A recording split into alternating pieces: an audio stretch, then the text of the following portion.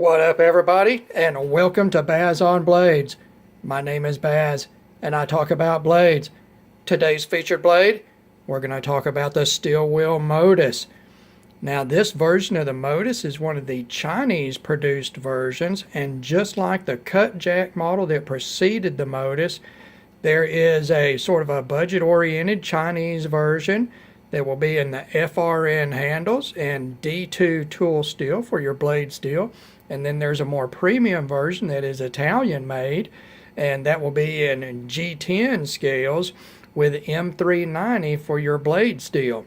But what we're going to talk about here is the model F25-13. The F25-13, that is the Chinese version Modus with the blue and orange. And it is a very pretty knife, especially if you like blue and orange. This knife has got a lot of great stuff going on, and so does Will. Will has just been blowing up the knife community for about a year now. They introduced their cut jack folder, the variants of it, and that just was crazy the way it was received. Everybody loves the cut jack. I do too. In fact, I've got one myself that was gifted to me by a sub on my channel, which I'm very appreciative of. And now we're going to take a look at this Modus. And I believe this is just going to be a runaway success, just like the cut jack was. All right, we'll set this thing down real quick. And again, we're going to pull out the packaging here. This is the standard Will folder packaging. It is a slip sleeve over a brown cardboard box, a heavy-duty box with screen print printing on. It is not just ink print, it is screen printed and glossy. You open it up. What you'll find inside, besides the knife, is the little bubble wrap envelope type pouch that the knife will come in. And then you've got the now standard Will trifold here. Gives you a little bit of information on Will, the Urban series, and their sort of company ideology. And then you've got on heavy cardstock, you've got sort of inspection date card with your model and model number on it. As I said in my cut jack review, I very much appreciate things like this from a manufacturer. It's very simple, it's not super expensive, but added stuff like this makes a knife seem more premium than it may or may not be. In this case, we've got a budget-oriented knife with more of a premium feel to it, and the packaging helps convey that. I very much like the packaging on these knives. All right, let's actually, let's bring that packaging back in here, and we're going to talk about the specs. If I can get this packaging back together, guys. I didn't know I was going to have to do a puzzle. Anyway, let's do this. We'll talk about the specs real quick, get the numbers out of the way. The blade length on the Modus is 3 1/4 inch or 8.5 centimeters, and that puts it dead in the center of its predecessor, the cut jack, which was available in a 3-inch or a 3 1/2 inch blade. So in the Modus, we've got a 3 1/4 inch blade. The blade stock thickness was 118 thousandths or 3 millimeters. Blade width at the widest, 1.15 inches or 29.25 millimeters. Handle length, 4 3/8 of an inch or 11 centimeters. Handle thickness, 480 thousandths of an inch or 12.2 millimeters. The handle width at the widest, 1.13 inches or 28.8 millimeters.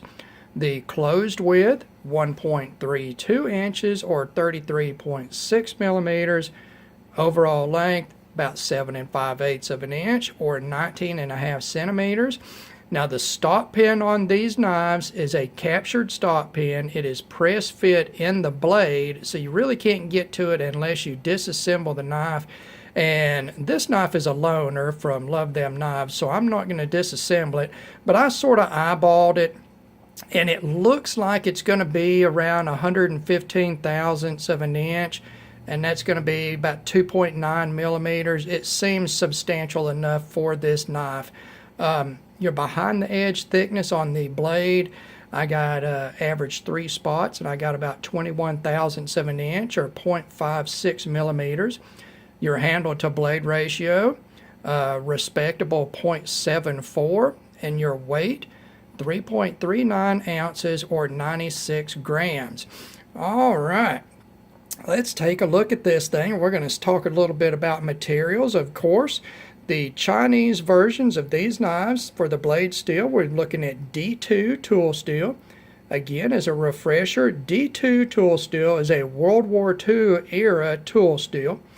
It is a high carbon, high chromium, but not stainless. It's considered semi-stainless, vanadium alloyed tool steel. What you get with D2 is good to very good wear resistance, and that is your edge retention.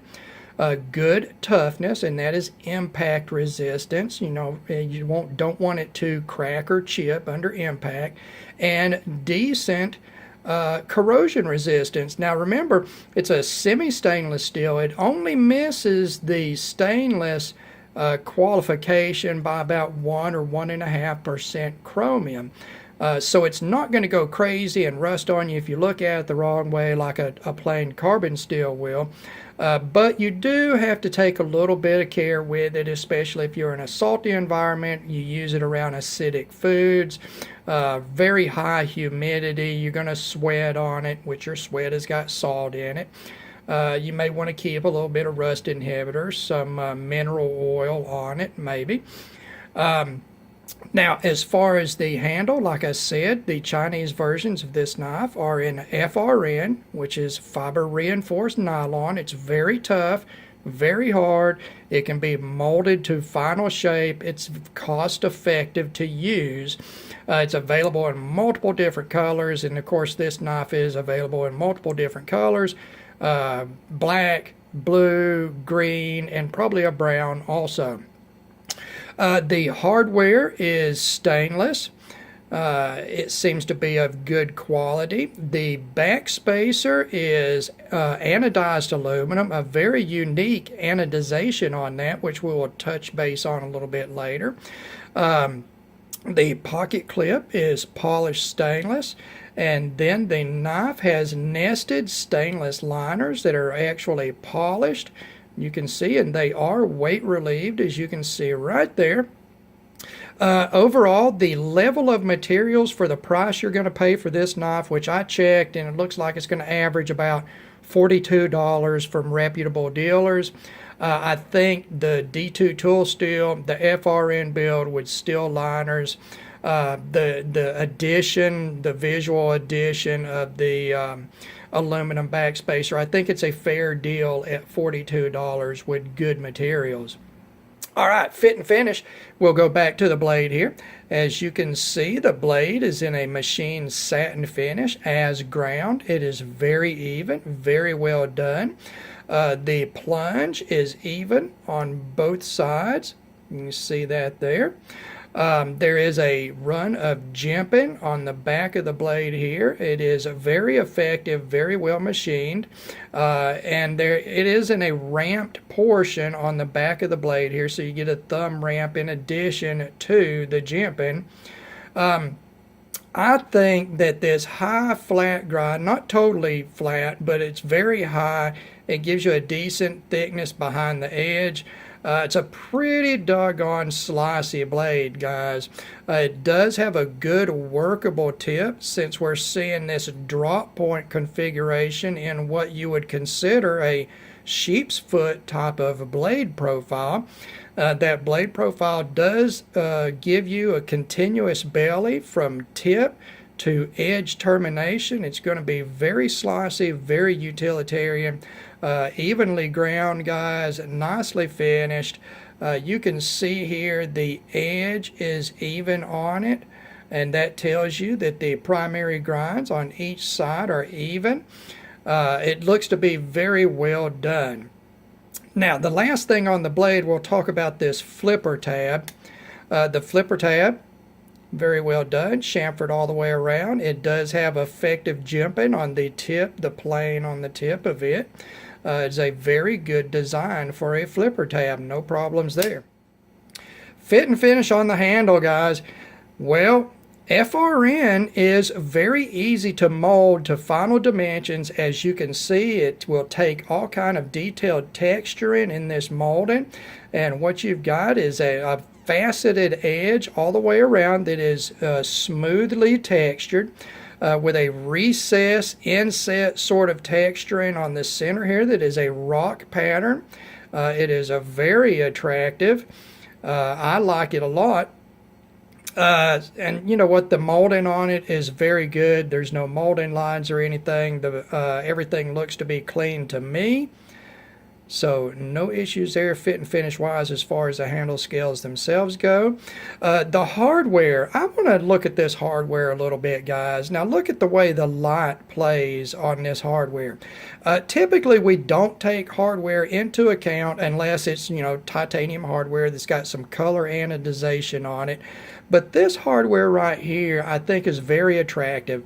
It's sort of oversized dome heads on the hardware, and the way that it's machined gives a sun ray sort of effect with the light hitting it.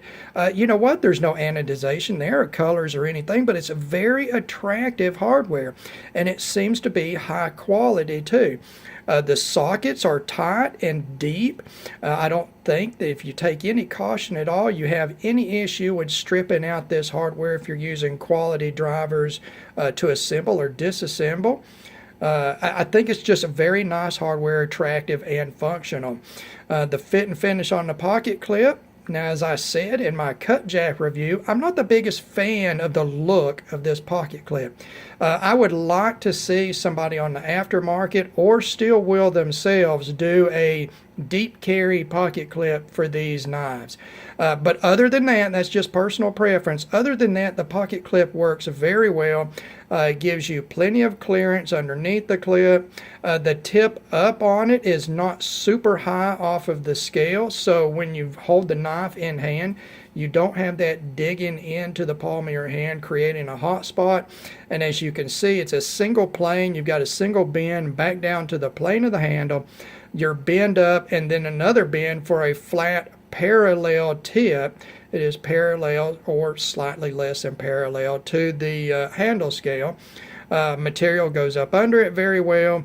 I did not see that it stood out so much that I was worried about it catching on things, but any pocket clip will catch on things, guys, so I'm not going to tell you that it never will. The polish finish on it is very well done. Again, you've got 3 big old headed screws holding that on. I don't think this pocket clip is going anywhere anytime soon. Okay, now let's talk about this backspacer. To me, this is a standout feature on this knife, and I really like it. And what I really like about it is, now it's aluminum. We see aluminum on a lot of knives, and typically it will have a mil-spec hard coat anodizing on it. But that is typically just a matte or satin type of finish, and this finish is a little bit different. It is a metallic type of finish.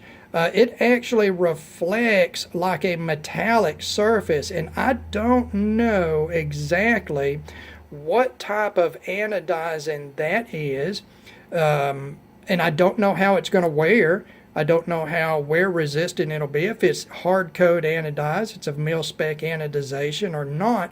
But you can see, we'll get up close here, you can see this pocket clip has a sort of an orange peel type of texturing on the surface overall, and then it's got this metallic type of anodizing on it that is a very unique.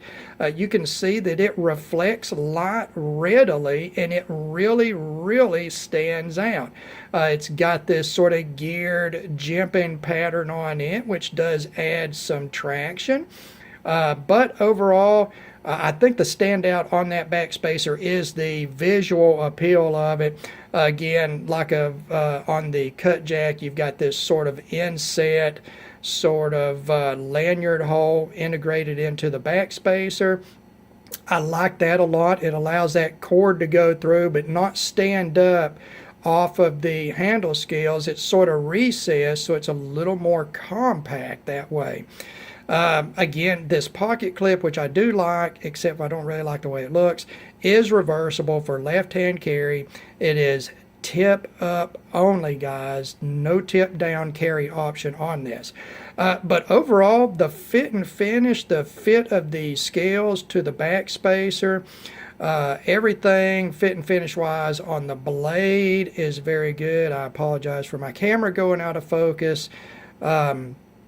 Overall, I think the fit and finish, just like the materials, very much in line with the cost of this knife. In fact, I'm going to say there's a lot of knives out there that are $10 or $20 or $40 or $50 more expensive than this knife, with the same type of materials and the same level of fit and finish. So I think that actually at $42, this is a fantastic deal.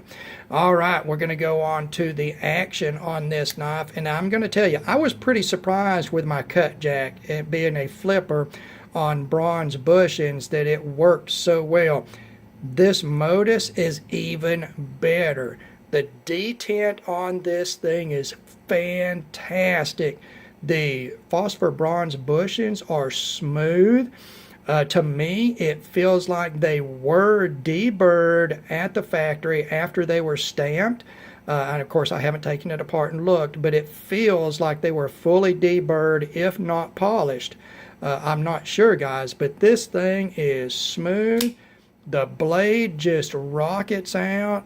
It actually, with very little shaking, will fall. Not free fall smooth like bearings, but as far as bushings go, it's very good, guys. And the action opening is very, very good.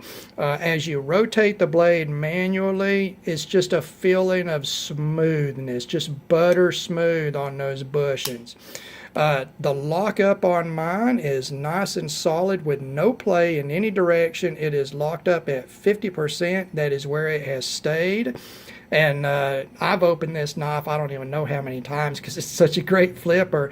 I've probably opened it 200 times, and I don't know how many times LTK opened it. I'm sure he was impressed with it too.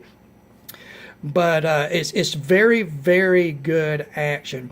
Last thing on action, let's take a look at the centering here. And at least in this particular example, the centering is spot on, guys.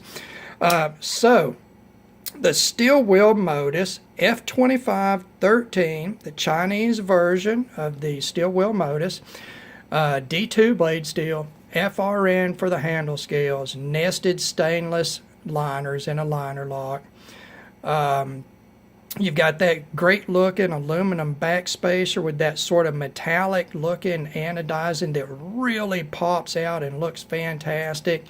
The phosphor bronze bushings and the action on this knife is just superb, guys. I can't say enough about it. I am going to say this. I've already made an offer to LTK to buy this knife from him. And that right there, it should say everything, guys. I can wholeheartedly recommend this knife. Actually, real quick, let's do some ergos on it. The handle shape, fantastic. It is as ergonomic as the cut jack. And there was one thing that I wanted to mention, but forgot to.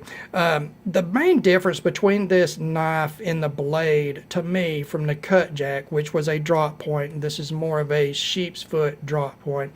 The cut jack featured the large forward choil where you could choke up on the knife and use it. The Modus has got a sharpening choil, which is effective, As you can see, it was sharpened all the way to termination with no edge flare, but at least in my medium hands is not really a big enough choil to use as a forward choil effectively. Now I can get it, and if I push back this way with my finger and stay away from the edge, I'm good. But any relaxation of that, and at least 1/3 of the width of my finger is up on cutting edge here, and the cutting edge is sharp on this knife, so not really an effective forward choil as far as grip goes. Could be used in a pinch, but under heavy use I would not use it for that. Okay, sorry guys, I had to tack that on to the end, but I'm going to recommend this knife. I like it just as much as the cut jack. I like the handle a little bit better than the small cut jack, and I'm going to have to get a 3.5 inch cut jack and check it out. But the Modus is a winner, guys. Another winner from Steel Wheel. Like I said in the beginning of the review, they are blowing up the world of knives, and people really like these knives. Whether you're going to do the budget version we've got here, or you're going to do the premium Italian version in M390 and G10, it doesn't matter, guys. This is just a great design, ergonomically, great grip, utility-wise, great blade profile, a thin edge, good steels, fit and finish is good. Yeah, $42, done. All right. As always, thank you guys for taking the time to watch one of my videos. God bless all of you, and we will talk to you later.